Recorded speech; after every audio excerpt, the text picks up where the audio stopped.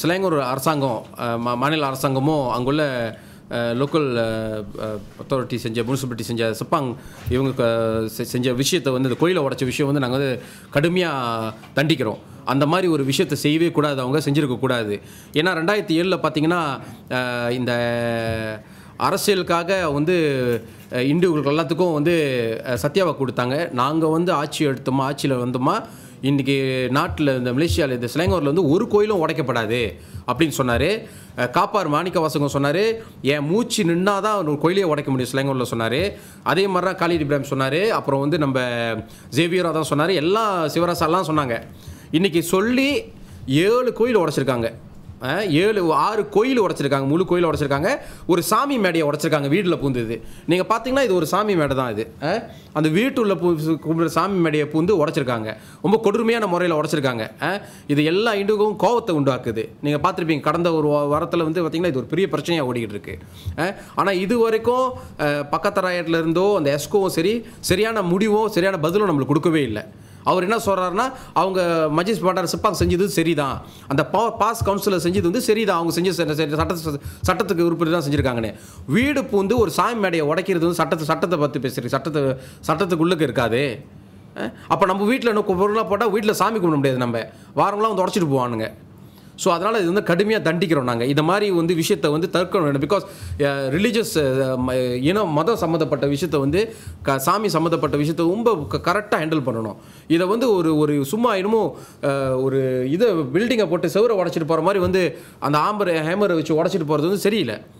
இது எல்லா இந்துக்கும் எல்லா இந்தியர்களுக்கும் வந்து மனசில் வந்து ஒரு பெரிய பாதிப்பு உருவாக்குனுச்சு, பெரிய ஒரு காயத்தை உருவாக்குனுச்சு இந்த இன்சிடென்ட். கோயிலை உடைச்சிங்க, ரோடு பிரச்சனை, அந்த பிரச்சனை, வீடு கட்ட முடியல அப்படின்னு சொல்லிட்டு உடைச்சிங்க, சரி, அது ப்ராப்பர் நோட்டீஸ் கொடுத்து உடைச்சிங்களா, ஓகே பரவாயில்ல. ஆனால் எதுவுமே நோட்டீஸ் கொடுத்து உடைக்கிறதில்ல, சும்மா ஆளை வச்சு உடைச்சிடுறது. இன்றைக்கி வந்து வீட்டுக்கு பூந்து சாமி மேடையே உடைக்கிறாங்க. ஸோ ப்ராப்பர் நோட்டீஸ் கொடுத்தாங்களா, அது எங்கள் கேள்வி. அவங்க கொடுத்தேன்னு சொன்னாங்க. என்ன நோட்டீஸ் கொடுத்துருக்காங்கன்னா, வெளியே குப்பையாக இருக்குது அப்படின்னு நோட்டீஸ் கொடுத்துருக்காங்க. அந்த நோட்டீஸில் போட்டிருக்காங்க, நாங்கள் வந்து டெண்டு பண்ணுவோம், உடைக்கணும்னு போடவே இல்லை அந்த நோட்டீஸில். அவங்க வந்து அந்த கோயிலை உடைப்போன்னு தான் சொல்லி போட்டிருப்போம். இந்த கோயில் வந்து இந்த வந்தீங்கன்னா டெண்டு ஒரு நாளைக்கு 250 ஃபைன் கட்டணும் அப்படின்னு சொல்லிட்டு போட்டிருக்காங்க.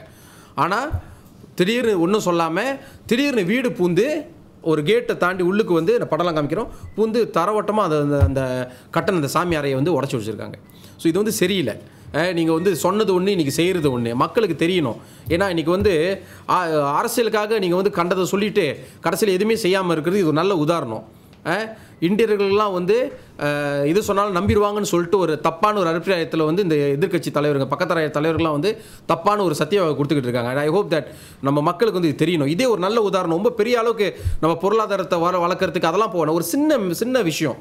இந்த கோயிலை வந்து உடைக்க மாட்டோன்னு சொன்னவங்க இன்றைக்கி கோயிலை வந்து உடச்சிக்கிட்டு இருக்காங்க. ஒரு கோயில் 2 கோயிலில் 7 கோயில் 6 கோயில் வீட்டில் சாமி அறையை வந்து உடைக்கிறாங்க. நாளைக்கு போகிற போக்க பார்த்தா நம்ம வந்து இந்த பாஸ் ஆட்சியிலையும் சரி, இந்த பக்கத்தான ஆட்சியிலும் சாமி கும்பிட முடியாது. நம்ம ஜேவியர் வந்து எஸ்கோவாக இருக்கார், இந்தியரை பிரதிநிதிச்சு ஸ்லைங்கூரில் இருக்கார். இந்தியர்கள்னால தான் அவங்க இன்றைக்கி வந்து அந்த பதவியில் இருக்கார். இன்ட்ராஃப் வந்தனால தான் இன்றைக்கி ஆட்சியே அமைஞ்சிச்சு ஸ்லைங்கூரில். அதனால் நான் என்ன கேட்டுக்கிறேன்னா, இந்தியர் சம்மந்தப்பட்ட பிரச்சனையை வந்து ரொம்ப நுணுக்கமாக பார்க்க வேண்டும். அவங்க சும்மா ஏதோ தானன்னு பார்த்துக்கிட்டு அடுத்தவங்களுக்கு வந்து செஞ்ச தப்பு வந்து இவர் வந்து தக்காத்துக்கிட்டு, இல்லை நாங்கள் அவர் செஞ்சு சரிதான், சட்டப்படி செஞ்சுருக்காங்க அப்படின்னு சொல்லிட்டு சட்டத்தை பாய்ச்சி இதை உடைக்கிறோன்னு சொல்லி இதை நியாயப்படுத்தவே கூடாது. அப்படின்னா பல அநியாயங்கள் வந்து நியாயமாகும் சட்டத்தை பாய்ச்சி செஞ்சுமா. மனிதாபிமானத்தை யோசிக்கணும், சிந்திக்க வேணும். அந்த விஷயம் வந்து வீட்டு உள்ளுக்கு பூந்து சாமி மேடையை உடைக்கிறது சரியா அப்படின்னு அவர் வந்து ஒரு கிறிஸ்தவராக இருந்தாலும் பரவாயில்ல, அவர் சிந்திக்க வேணும். நம்ம அதை தான் பேசல, அவர் சிந்திக்க வேணும், அவருக்கு தெரியலன்னா கேட்கணும் அவர்கிட்ட, தெரிஞ்சவங்கள்ட்ட.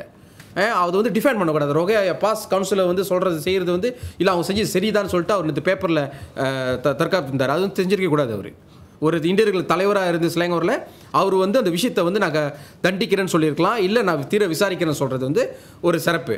ஆனால் நீங்கள் போயிட்டு அதை அவங்க செஞ்சு சரின்னு ஒரே வார்த்தையில் முடிச்சுட்டீங்க.